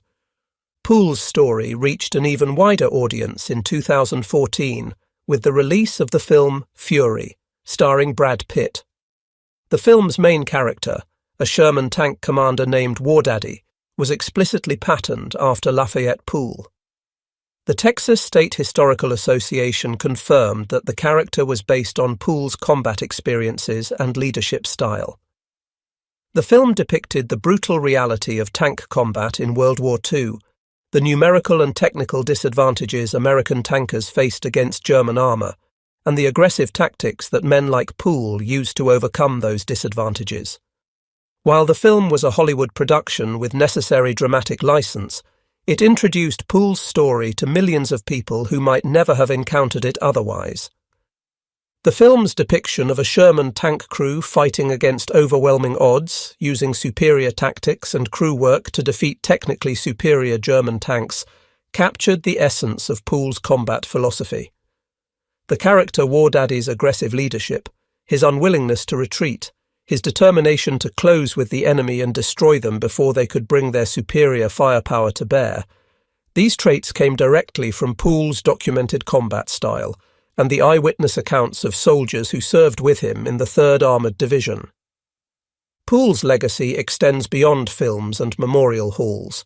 His combat record remains unmatched in American military history. No other American tank commander in World War II, Korea, Vietnam, or any subsequent conflict has approached Poole's tally of 258 enemy vehicles destroyed in just 83 days of combat. The statistical improbability of his achievements becomes clear when examined in context. The average Sherman tank in the European theatre survived approximately 11 days of combat before being knocked out or destroyed. Poole's crew survived 83 days across 3 different tanks, continuing to fight effectively after each loss. The average American tank crew destroyed between 1 and 3 enemy vehicles during their entire combat service. Poole's crew destroyed 258. The secret to Poole's success lay not in superior equipment or overwhelming force, but in the fundamental principles of armoured warfare that he understood intuitively and applied ruthlessly. Aggressive manoeuvre to close the range where German technical advantages in armour and firepower became less decisive. Superior crew training that allowed faster target acquisition, more accurate shooting, and better tactical decisions under pressure. Absolute refusal to yield ground or break contact, forcing German crews to fight at close range where American advantages in rate of fire and crew coordination could be decisive. Willingness to accept risk and lead from the front, inspiring subordinates and forcing enemy forces to deal with an aggressive threat that never gave them time to establish defensive positions or use their superior weapons effectively. These principles, proven in the hedgerows of Normandy and the plains of France, became foundational doctrine for American armoured forces. The aggressive, close combat tactics that Poole pioneered influenced tank commander training throughout the Cold War and into the modern era. The emphasis on crew training, on developing the kind of synchronized precision that Poole's crew demonstrated, became central to American tank warfare doctrine. The understanding that superior tactics and training could overcome technical inferiority in equipment, proven conclusively by Poole's combat record, shaped American military thinking about armoured warfare for generations. Poole's impact extended beyond tactical doctrine to the realm of leadership and military culture. His refusal to accept a commission, choosing instead to fight from a tank rather than command from headquarters, demonstrated a commitment to leading from the front that became an ideal for military leaders at all levels. His devotion to his crew, his paternal concern for their welfare, combined with his demanding standards for their performance, created a model of leadership that balanced care for subordinates with mission accomplishment. His aggressive pursuit of the enemy, tempered by tactical intelligence and careful positioning, showed that boldness need not mean recklessness, that aggression properly applied could be the safest course in combat. The nickname War Daddy captured something essential about Poole's leadership style. He was simultaneously the protective father figure who ensured his crew received the best training, equipment and support possible, and the aggressive warrior who led them into the most dangerous positions again and again. His crew trusted him absolutely because they knew he would never ask them to do anything he wouldn't do himself, would never send them into danger while he remained safe, would never sacrifice their lives carelessly or for meaningless objectives. That trust, built through months of training and validated in dozens of combat engagements, created a bond between Poole and his crew that death could not break. The crew members who survived Poole's 83 days of combat carried his lessons and his memory throughout their lives. Wilbert Richards, the diminutive driver who could maneuver a Sherman through impossible positions, returned to civilian life after the war, but remained in contact with other crew members and attended 3rd Armoured Division reunions whenever possible. Bertrand Close, the teenage bow gunner who had proven so deadly with his machine gun, similarly returned home and built a life shaped by his experiences in Poole's crew. Delbert Boggs, the loader whose speed and reliability had given Poole's tank its exceptional rate of fire, carried the memory of his time as a pup throughout his post-war life. Willis Oller, who had been transferred back to the United States and thus escaped the final battle that killed Paul Kenneth King and wounded Poole, lived with the complex emotions of survivor's guilt and relief. He had been Poole's gunner for most of the 83-day combat period, had fired the shots that destroyed dozens of enemy vehicles, had been part of the most successful tank crew in American history. His temporary transfer saved his life, but meant he was not there when his crew needed him most, when his replacement Paul Kenneth King died in the turret where Oller normally served. Paul Kenneth King, the young replacement gunner from Anderson County, Tennessee, who served with Poole's crew for only one mission, became in death a symbol of the random nature of combat casualties. King was experienced, capable, had survived previous combat with other crews. He had the misfortune to be filling in for Oller on September 19, 1944, when the German Panther found its target. King's death at age 20 in Poole's tank during what was supposed to be a safe mission before Poole went home illustrated the truth that Poole had understood from the beginning. In war, safety is an illusion. The broader impact of Poole's combat service on the outcome of World War II is difficult to quantify, but significant. The 258 enemy vehicles Poole's crew destroyed represented equipment that could not be used against other American units, German soldiers who could not continue fighting, and morale effects on both sides that extended far beyond the immediate tactical situation. Every German tank pool destroyed was one less threat to American infantry advancing through French villages. Every German half-track or truck eliminated meant fewer German soldiers could be transported to defensive positions. Every anti-tank gun knocked out saved American lives. But perhaps more importantly, Poole's example inspired other American tankers to fight more aggressively, to take calculated risks, to close with German armour rather than engaging from standoff distances. The cumulative effect of thousands of American tank commanders applying Poole's principles, even imperfectly, multiplied his tactical impact across the entire European theatre. The transformation in American armoured tactics that occurred during the summer and fall of 1944, as units learned to fight more aggressively and effectively against German armour, owed something to Poole's demonstrated success. The 3rd Armoured Division's combat record reflected Poole's influence. The division spearheaded the advance from Normandy to Germany, covering more ground and destroying more enemy equipment than most other American armoured divisions. The division's aggressive tactics, its willingness to take risks and push deep into German territory, created a culture of offensive action that Poole exemplified. While many factors contributed to the division's success, the example set by its most successful tank commander certainly played a role in shaping the division's combat ethos. Poole's story also illustrates the larger narrative of American success in World War II. The United States entered the war with equipment that was in many ways inferior to German weapons. The Sherman tank was outgunned and under-armoured compared to German Panthers and Tigers. American soldiers were often less experienced than their German opponents, who had been fighting since 1939. German tactical doctrine, developed through years of combat experience, was in many ways superior to American doctrine at the beginning of the campaign. But America possessed advantages that ultimately proved decisive. Industrial capacity that could produce 49,000 Sherman tanks to Germany's 6,000 Panthers meant that American forces could replace losses that were catastrophic for German units.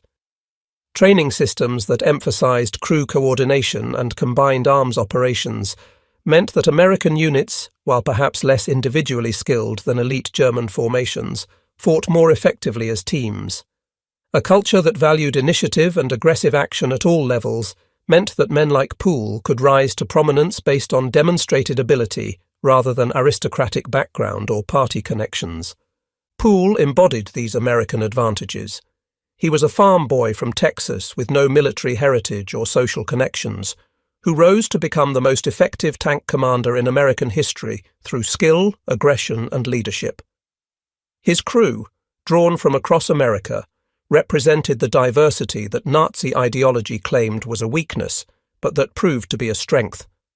Together, they demonstrated that superior tactics, training, and determination could overcome technical inferiority in equipment. The contrast between Poole's approach to tank combat and typical German tactics illuminates different military cultures and philosophies. German armour doctrine emphasized the technical superiority of their vehicles, encouraging tank commanders to engage from long range where their superior guns and armour provided decisive advantages. German training focused on individual skill and technical proficiency. German military culture valued following orders and maintaining formation discipline. Poole's approach inverted these principles. He negated German technical advantages by closing to ranges where they became irrelevant.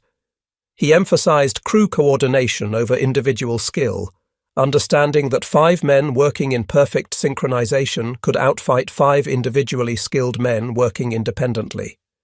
He valued initiative and aggressive action over formation discipline, often operating alone or with minimal support rather than waiting for coordinated attacks with other units. These contrasting approaches reflected broader differences between American and German military culture. The German military, shaped by centuries of Prussian tradition, valued hierarchy, discipline, and technical excellence. The American military, shaped by frontier tradition and democratic values, valued initiative, adaptability, and practical results. Poole succeeded because he embodied the American approach and applied it ruthlessly against an enemy shaped by different values. The ultimate vindication of Poole's tactical philosophy came in the broader outcome of the war. German technical superiority in tank design did not prevent German defeat. The technically superior Panthers and Tigers that dominated German armour production in 1944 and 1945 could not compensate for Germany's industrial weakness, strategic overextension, and the accumulated effects of years of combat losses.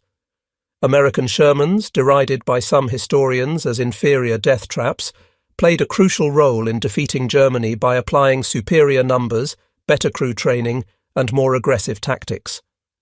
Poole's story complicates simplistic narratives about American tank warfare in World War II. The Sherman has been portrayed in popular culture as a poorly designed death trap that got American soldiers killed through inferior firepower and armour protection. This narrative contains some truth. The Sherman was outgunned and under-armoured compared to German medium and heavy tanks. American tank crews did suffer high casualties, and many Sherman tanks were destroyed in combat.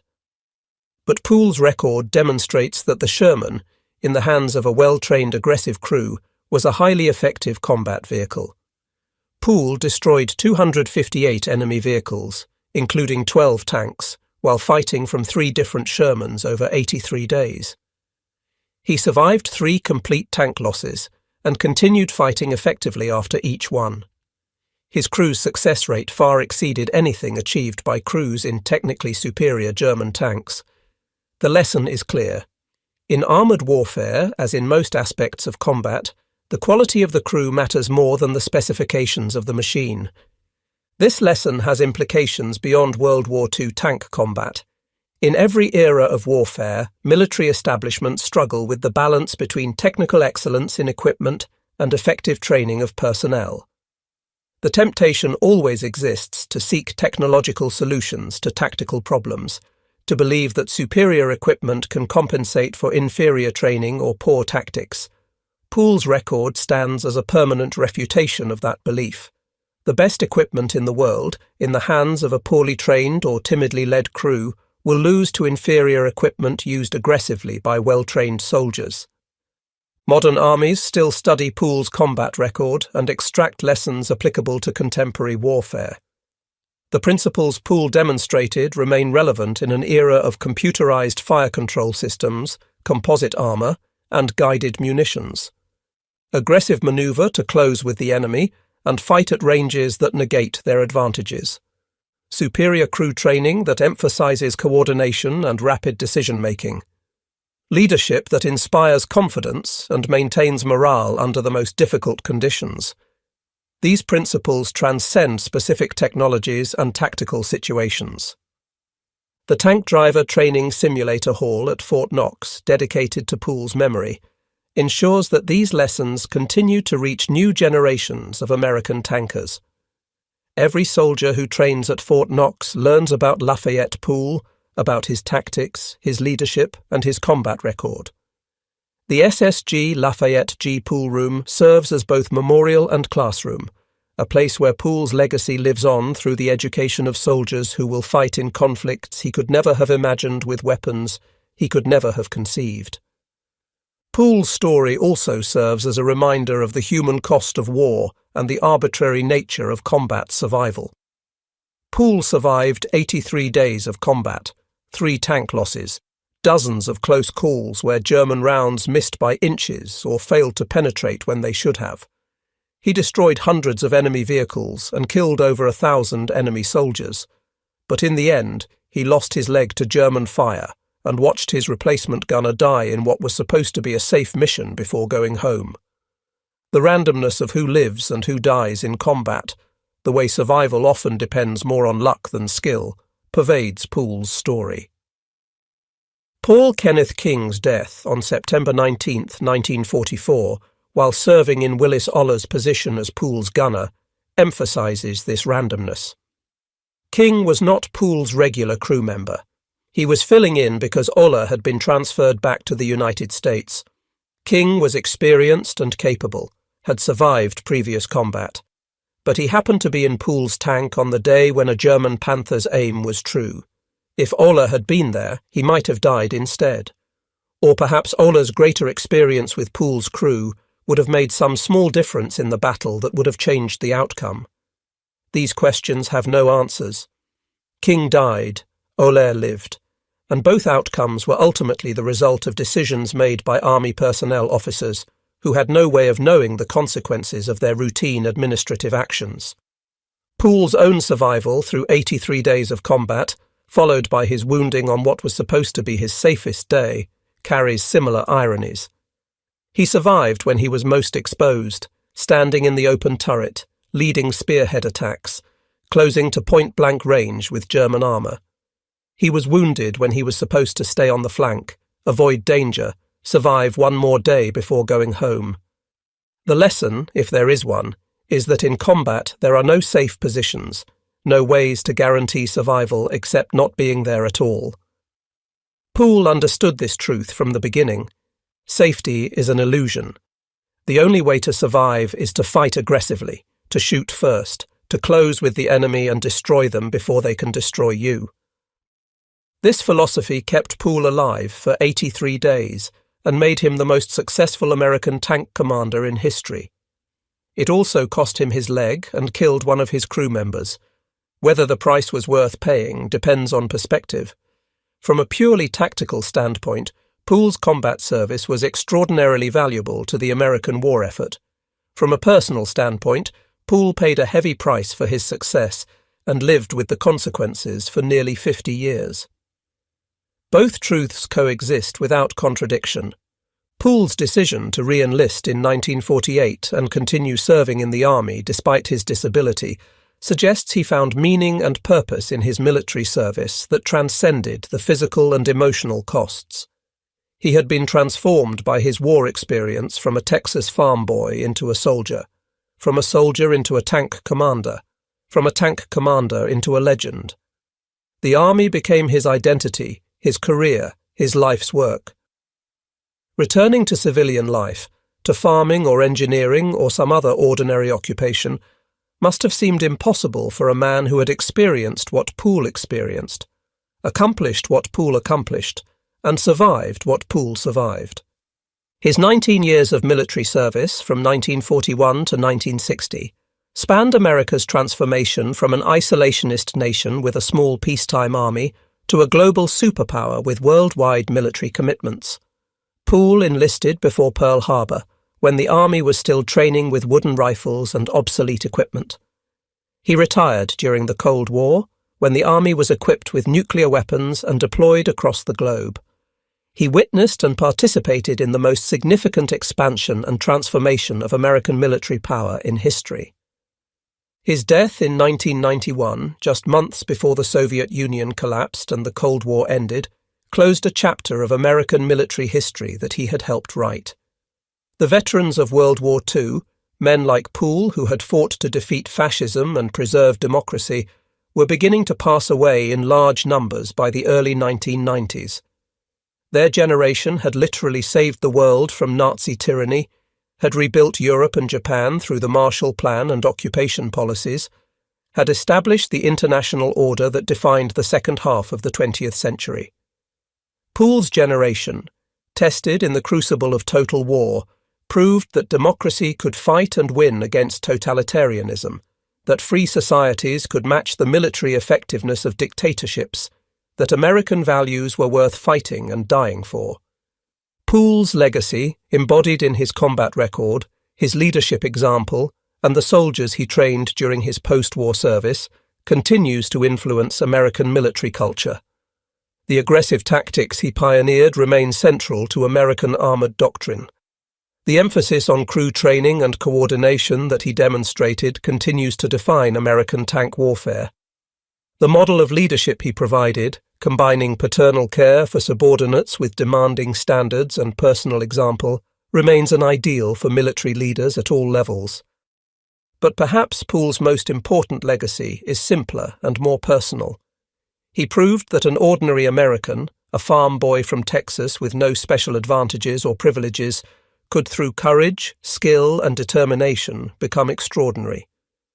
He demonstrated that leadership emerges from character and action, not birth or rank. He showed that in the ultimate test of combat, what matters is not the weapon you carry, but the courage you possess and the training you have mastered. These lessons transcend military service and speak to broader American values about individual achievement, democratic opportunity, and the potential for ordinary people to accomplish extraordinary things. Lafayette Green Poole, War Daddy, the Texas farm boy who became America's deadliest tank commander, earned his place in military history through 83 days of combat that remain unmatched in American armored warfare. His story, preserved in military records, survivor accounts, and now in popular culture through films and memorials, continues to inspire and instruct. The lessons he taught through his example, about aggressive action, superior training, and effective leadership, remain relevant decades after his death. His legacy lives on in every American tanker who learns his story, studies his tactics, and strives to match his example of courage under fire and devotion to duty. In the end, Poole's story is about more than tanks and tactics, more than kill counts and combat records. It is about the transformation of a young man from a farm in South Texas into a warrior who would lead from the front, fight with unmatched aggression, and inspire generations of soldiers. It is about the bond between crew members who trusted each other with their lives and fought as one unit through months of unrelenting combat. It is about the cost of war, measured in legs lost and lives ended and families forever changed. It is about an America that could take farm boys and college students, factory workers and teachers, and forge them into the military force that defeated fascism and preserved democracy. Lafayette Poole's 258 destroyed enemy vehicles, his 12 confirmed tank kills, his 1,000 enemy soldiers killed, his 250 prisoners captured, these numbers tell part of his story. But the complete story includes his refusal to accept a commission so he could fight from a tank, his devotion to his crew and their absolute trust in his leadership, his survival through 3 tank losses and his determination to continue fighting after each one, his decision to re-enlist despite his disability and serve for another 12 years, his influence on generations of American tankers who learned his tactics and studied his example, his loss of his son to war in Vietnam, connecting his World War II service to the next generation's conflict, his death in 1991, having witnessed America's victory in the Cold War that followed the Hot War where he made his name. The complete story is about a life defined by service, sacrifice, and leadership. It is about a man who found his calling in the chaos of combat, who discovered that he possessed gifts for tactical thinking and aggressive action that made him exceptional. It is about the price of those gifts, paid in pain and blood, and the deaths of men who fought beside him. It is about a legacy that extends far beyond his own life, influencing military doctrine, inspiring soldiers, and demonstrating the potential of ordinary Americans to become extraordinary when tested by the ultimate challenge of combat. Lafayette Green Poole, Staff Sergeant, United States Army, Chief Warrant Officer, 2 retired, holder of the Distinguished Service Cross, Legion of Merit, Silver Star, Purple Heart, Belgian Fourragère, and French Legion of Honor, destroyer of 258 enemy vehicles in 83 days of combat, America's deadliest tank commander, war daddy to his crew and legend to the army he served, died May 30th, 1991 in Killeen, Texas. He was 71 years old. He left behind his wife Evelyn, 8 children, and a military legacy that will endure as long as armies study the art of armored warfare. His story, from a farm in South Texas to the battlefields of France to the Memorial Hall at Fort Knox, represents the best of American military tradition. Courage in combat, devotion to duty, leadership by example, sacrifice for country. These values, embodied in Poole's life and service, continue to inspire and instruct. War Daddy's war may have ended on September 19, 1944, but his legacy endures.